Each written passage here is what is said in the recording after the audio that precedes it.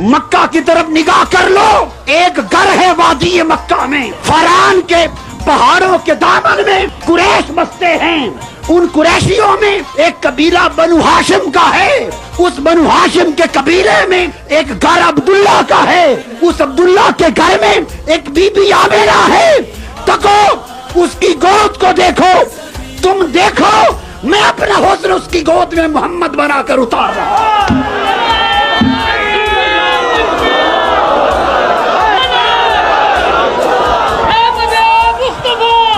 صلی اللہ علیہ وآلہ وسلم۔ اے حسن حق کے متلاشیوں، اے جمال حق کے سر میں کی تلاش میں سرگرداں رہنے والوں، تمہیں تمہاری تلاش مل گئی، تمہیں تمہاری مراد مل گئی، تمہاری دعا بر آئی، تمہارا سوال پورا ہو گیا۔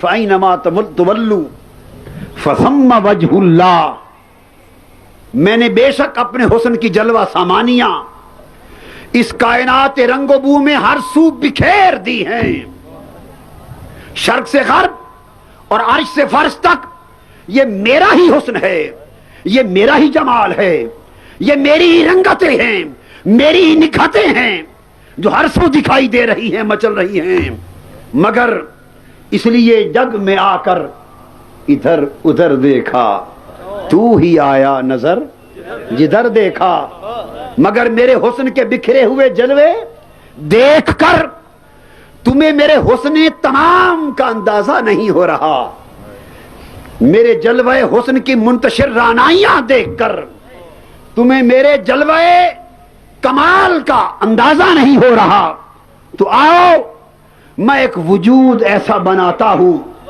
جسے اپنے حسن کا پیکر بنا کر اور اپنے جمال کا پیکر ڈھال کر دنیا میں رکھتا ہوں، ساری کائنات خلق میں میرے حسن کی تلاش کے سرگرداں رہنے والے تم جمع ہو جاؤ، آج مطلع بشریت کی صبح ہے، دھیان سے دیکھو، مکہ کی طرف نگاہ کر لو، ایک گھر ہے وادی مکہ میں، فران کے پہاڑوں کے دامن میں قریش بستے ہیں، ان قریشیوں میں ایک قبیلہ بنو ہاشم کا ہے، اس بنو ہاشم کے قبیلے میں ایک گھر عبداللہ کا ہے، اس عبداللہ کے گھر میں ایک بی بی عامرہ ہے، تکو اس کی گود کو دیکھو، تم دیکھو میں اپنا حسن اس کی گود میں محمد بنا کر اتار رہا ہوں۔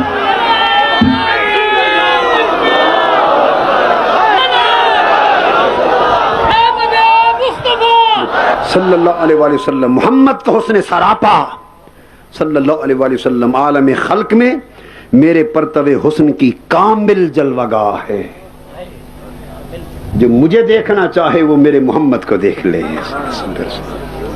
محمد صلی اللہ علیہ وآلہ وسلم کے مطلع ذات پر میرا ہی آفتاب حسن چمک رہا، غیر نہ جانو، ہک ہے ہک ہے ہک ہے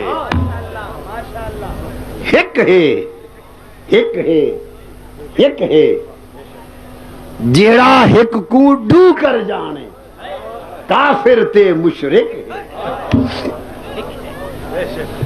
جیڑا ہک کو ڈو کر جانے کافر تے مشرک ہے۔ آؤ تمہیں بتاؤں میں کون ہوں اور میرا محمد کون ہے صلی اللہ علیہ وآلہ وسلم، میں کون ہوں اور میرا محمد کون ہے صلی اللہ علیہ وآلہ وسلم۔ محمد مطلع ہے، آفتاب میں ہوں،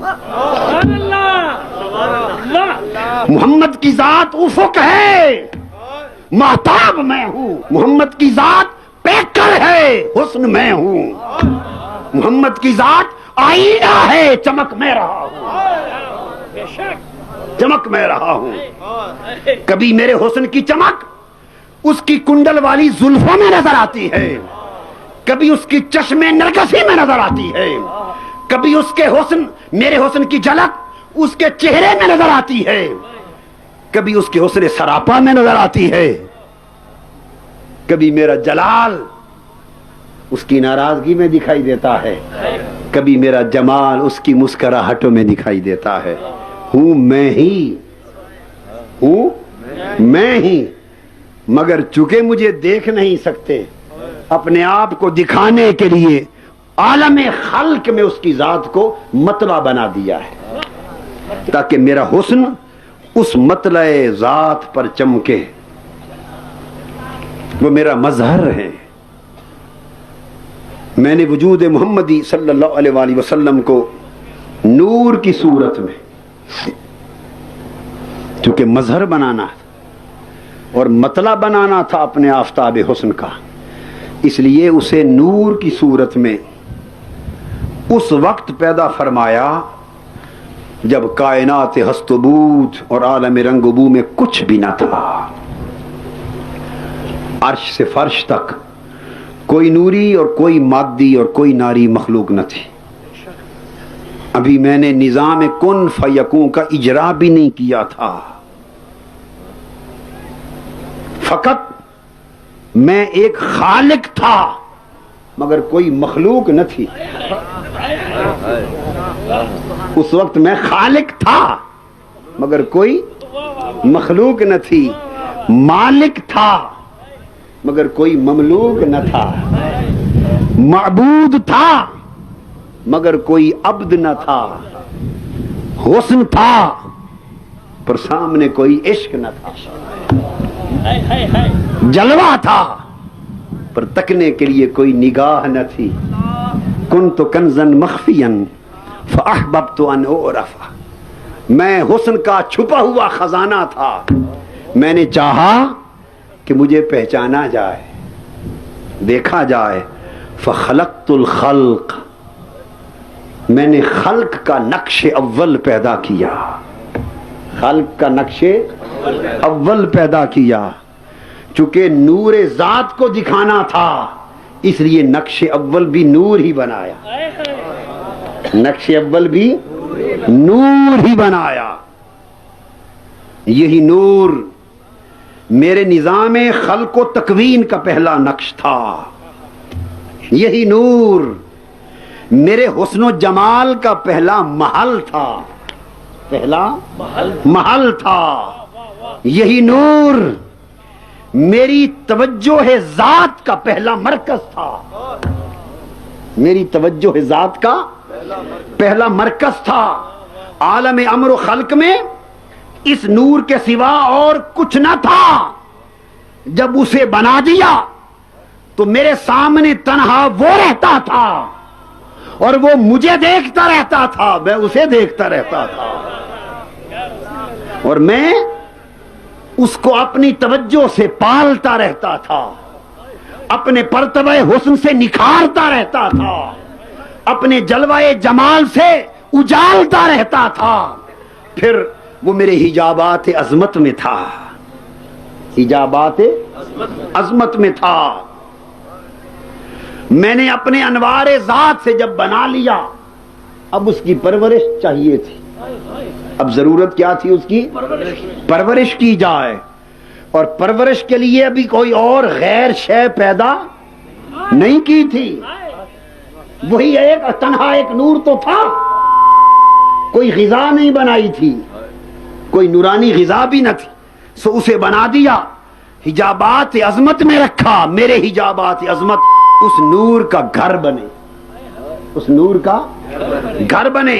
اور میرے انوار ذات اس کی پرورش بنے. میں نے اپنے انوار ذات سے اس نور کی ہائے ہائے ہائے پرورش کی. ارے وہ نور جو پرتو ذات سے بنا اور انوار ذات سے پلا. جو پرتو ذات سے بنا اور انوار ذات سے پلا، تربیت پائی. پھر طویل زمانوں تک جنہیں میرے سوا کوئی اور نہیں جانتا میں اس کی پرورش کرتا رہا، اس کو پالتا جمع کرتا رہا، نکھارتا رہا. طویل مدتوں کے بعد پھر ایک زمانہ آیا میں نے عالم ارواح کو پیدا کیا. اور پھر سب سے پہلے عالم ارواح میں ملائک اور انبیاء کی روحوں کو بنایا.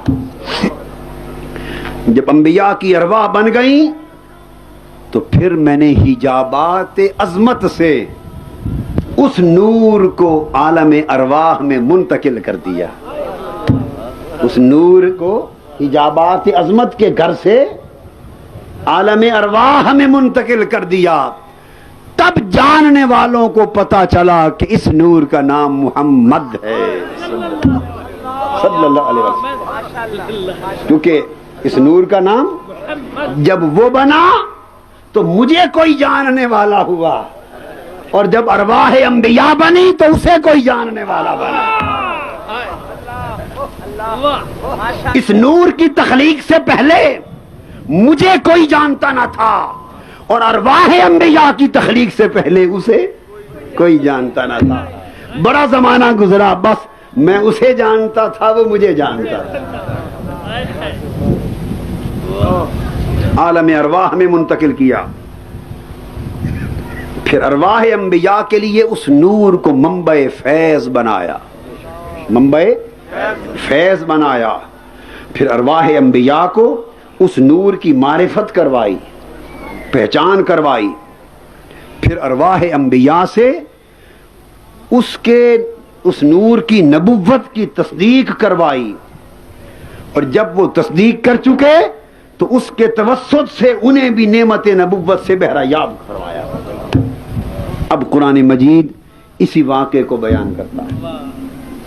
وَإِذْ أَخَذَ اللَّهُ مِيثَاقَ النَّبِيِّينَ لَمَا آتَيْتُكُم مِّن كِتَابٍ وَحِكْمَةٍ ثُمَّ جَاءَكُمْ رَسُولٌ مُصَدِّقٌ لِّمَا مَعَكُمْ لَتُؤْمِنُنَّ بِهِ وَلَتَنصُرُنَّهُ قَالَ أَأَقْرَرْتُمْ وَأَخَذْتُمْ عَلَى ذَلِكُمْ إِصْرِي قَالُوا أَقْرَرْنَا قَالَ فَاشْهَدُوا وَأَنَا مَعَكُمْ مِنَ الشَّاهِدِينَ.